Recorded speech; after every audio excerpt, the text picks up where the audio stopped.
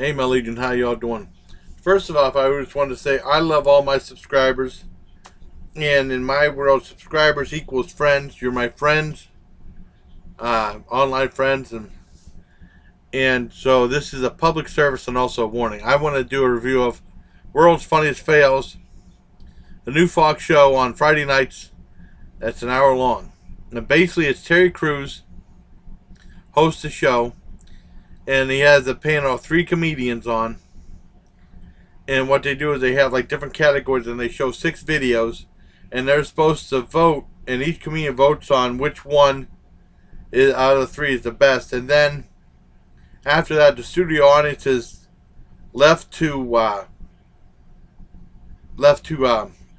vote from the 3 categories which one's the best for that one category. You know what I mean?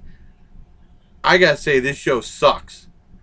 I mean, it absolutely sucks. I mean, I love ridiculousness. It's so much like ridiculous. The humor is so forced. Terry Crews tries to imitate Rob Dyrdek so badly. I mean, it's painful how he tries to laugh at every clip. And every clip is one you've seen a million times before. Absolutely no setup, absolutely no music to each clip. You know, a category like weddings. And they show the ones with all the people sitting on the bridge and the bridge collapse. We've seen that a million times, especially on Inside Edition, all these other shows. Ones with bridesmaids fainting. Stuff you've seen a million times before, a cake falling on the floor. And each comedian laughs like it's the funniest thing they've ever seen. And we've seen these a million times before. It's in front of the studio audience. They show a lot of studio audience. When he introduces the 3 comedians, they're people you never heard of before. They showed a clip of some other comedians. I know Brian Posehn's coming on. He's okay, but I made it through about 15 minutes. I shut it off. My dad was bitching about that before. It was terrible. Absolutely terrible. I hate forced humor. I hate it when people laugh at stuff that's so painfully unfunny. I mean, cause I've seen that before at like some concert movies, or like if you go see like, you know, someone that's really bad, and you see people laughing their asses off, and it's so forced and fake. That's what this show is. It's the absolute worst. And then I guess the funniest clip at the end wins this award thing, World's Funniest Fails. It has a guy on his head so similar to the guy in like the scorpion pose from Ridiculousness. It's such a clone of that show, but it's so forced. And like each person has like a thing where they can mark on a TV. It's set up just like the show. Ridiculous. Giant TV, Terry Crews right there. It's just like there's a podium right there where he's at, and there's 3 people on the side. It's terrible. Absolutely terrible. At least Ridiculousness has a little bit of interviewing, a little going back and forth, a little more interaction, a little bit. It's a lot better than that, and they actually pick out unique clips. This one picks out the same shit you've seen before. It is so bad. It sucks. And this is a public service announcement and a warning to all my friends, awesome YouTube subscribers and friends. Stay away from this show at all costs. It was so painful. I couldn't make it past, I don't even know if it was 15 minutes when I shut it. I made 10, 11, 12 minutes. I don't know. But it sucked. And I went back to watching the Family Guy, last 2 Family Guys and the Bob's Burgers I missed from last week. Because of, I can't remember what it was. Because there's a lot of stuff now on Sunday night, so I missed something. I'd rather watch Family Guy and Bob's Burgers than World's Funniest Fails ever again. I'll never watch that show again. That gets a 0 out of 10 for me. The lowest rating I've ever given anything. It sucks. And I've seen some bad stuff in my time, but this show absolutely sucks. I hate it when people pretend to laugh and laugh their ass off. And then whenever, like, the comedians try to convince the audience, like that one guy pretend to load a shotgun. It's so stupid. It's awful. Like I said, 0 out of 10. This isn't even worth anyone's time. I'm glad I'm putting this review up. So just to let you know, World's Funniest Fails is the biggest fail of them all. It sucks. Now, that's out of the way. 0 out of 10. The lowest rating I've ever given anything. And I want to go on to 2 movie reviews now that I saw last night. One on Free Movie Pass, which is channel $2.99 on Time Warner Digital Cable. And these are all free movies. They have Disney. They used to have Disney, FearNet, Fox Movie Channel, and Viewtopia. Now they just have Disney and Viewtopia. And of Utopia, they have like different categories and stuff, and they've been like sticking with the same movies. And then I looked on documentaries, and they had a movie called Gameplay about the history of video games. Now this was really interesting. This goes to the world's very first video game called Space War. It was not Pong. It was called Space War in 1962. Goes to Pong. Goes to the Atari game system. Goes to the arcades, the gaming system. Goes to PC games. A lot of the stuff with PC games I didn't know about. And like also these games that you see on Facebook, like they're free to play on Facebook, but there's all these hidden charges. Just like if you play Candy Crush, and I like playing Candy Crush. I haven't played in a long time though. But there's things like if you want like extra things to help you with a game, they will charge you $1.50. I ain't paying for that. That's stupid. It's just a game. I'd rather just start the game over than pay that. That's dumb.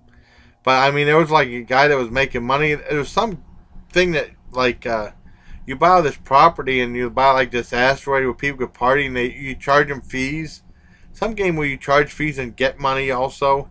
It's really weird how this game works out. And he bought an asteroid for $100,000 on video game. People thought he was nuts. Then he said 6 years later he sold it for $600,000. He made $500,000. It's insane. What's going? I can't remember the name of the game. But it's a great documentary called Gameplay. A million times better than World's Funniest Fails. Gameplay actually gets 10 out of 10 because I learned some stuff on there too. And also I love the classic 80s stuff because that's when I grew up with. That's my memories from childhood, the 80s and the Atari system. And also Activision. And I knew Nintendo a little bit. I mean, Nintendo came out when I was... we still had the Atari system. We had like this old black and white system that my uncle gave us. That played like Pong and stuff like that. Or like, it was like a generic black and white, but played like the block games. But it was still pretty cool too. We played that too. So, that's my review. 10 out of 10 for Gameplay. It's really good. Now, the second movie I saw on Fright Flicks was Hillbillies in a Haunted House. Now, this is directed by Gene Yarbrough again. The same guy who did Flaming Teenage, which I loved. And then went on to fame and fortune directed Blob. Well, he directed this movie. And basically it's a bunch of people, country bumpkins, on their way to Nashville for some concert. And this thing, we're on our way to Nashville, and then it starts to storm.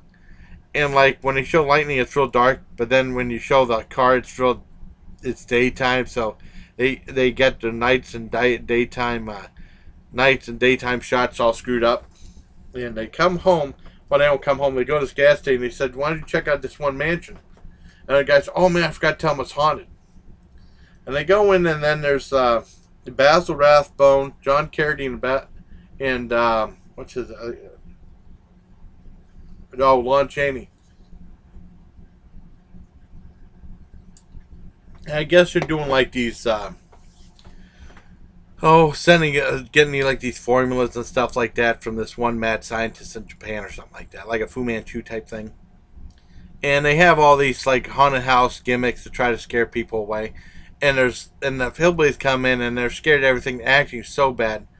And there's like a skeleton in there. Like these guys come in, they play a song, and there's a skeleton comes, waves his hand, everybody runs out of the room. It's that kind of stupid humor. But there are so many songs in here, and I absolutely hate country music. The music in this one's a million times better than that crap they play. But some of this modern stuff, like that cruise song, "Go in the Truck and Cruise," and also that stupid Wagon Wheel song. God, I hate that song. And a whole bunch of stuff about Tupelo Honey. All these songs suck. These are like old cheesy songs. Merle Haggard's in there. That's the only real famous person, except for John Carradine, Basil Rathbone, and Lon Chaney. Now, if it was just like the haunted house story, it'd be fine. And the haunted house story plays out like old East Side Kids movies, like Spooks Run Wild and Ghosts on Loose, except it's nowhere near as good. Because I like the East Side Kids. Those were good. There was no singing in those. But there was like a song every 5 minutes. And then there's like a maybe 15, 20-minute block where there's actually story. Excuse me, no songs. The movie's an hour and 26 minutes. I don't give away any spoilers, but there's not really any spoilers to give away here, because I got to tell you about this. They leave the house, and they start singing that song at the beginning, "We're on our way to Nashville," and right there should have ended. Now, this was a really bad part. They go to Nashville, and then they have a whole concert. There's 6 more songs, one after the other, with a little bit of introduction. It's like torture. It sucks so bad. That's what really hurt the movie for me. Because just like when I was growing up, my mother, we had to watch Lawrence Welk and Hee Haw because my mother liked those shows. And Hee Haw, I didn't mind the comedy bits, but I hated the music, except for like Ghost Riders in the Sky. And it's pretty much the same here. I mean, if it was just a stupid horror storyline in the comedy, it'd be okay. Because it was really badly done and cheesy. That was fun. And it was always nice seeing Basil Rathbone, John Carradine, and Lon Chaney. But, I mean, the songs are just padding to the movie. Because, like, if an hour 26 minutes, there might be 40 minutes of story, maybe, or 30 minutes of story. Like, 46 to 56 minutes of song. It sucks that bad. Well, not 50. Well, maybe that much. I mean, it's terrible. And those last 6 songs was absolute horror. I want to watch the movie all the way through. I was almost done with it. Dad said, shut this shit off. It was awful. So I'd have to give Hillbilly the Haunted House probably a 3 out of 10, just because I like the haunted house story with the skeletons and John Carradine and Basil Rathbone and Lon Chaney. That's the only reason I'm giving that 3 out of 10. And in one scene where a skeleton is like, it starts waving his arms like a real fake, and then everybody runs out. Just that stupid shit's funny to me. But if it wasn't for that, it'd get nothing. But I mean, World's Funniest Fails is really bad. So for the love of anything intelligent, the love of preserving comedy, do not see the World's Funniest Fails. This show sucks. I mean, with a capital S. I mean, I'm sure Terry Crews, I don't even think Terry Crews could watch an episode of the show. It's just so forced, his acting. He goes around and he goes like Rob Dyrdek does. He falls on the floor trying to pretend to laugh, and it's terrible. So, it's really bad. So, for the love of God, don't see this show. And until next time, everybody, please take care of my legion. The best thing to watch is gameplay. And I'd skip Hillbillies and Haunted House too. But see gameplay if you're a fan of gaming. That's actually a good movie. But that's it. So, take care, everybody. I'm going to enjoy more of my Clover Valley Diet Cola. So, like I said, my review of World's Funniest Fails is the biggest fail of all. It sucks really bad. Hopefully, Fox will cancel this show quick. Because they canceled Enlisted. Enlisted was a great show. This show's terrible. And like I said, it's more of a public service announcement and a warning to all my friends and subscribers on YouTube and Facebook and Twitter too. So until next time, everybody, please take care of my legion.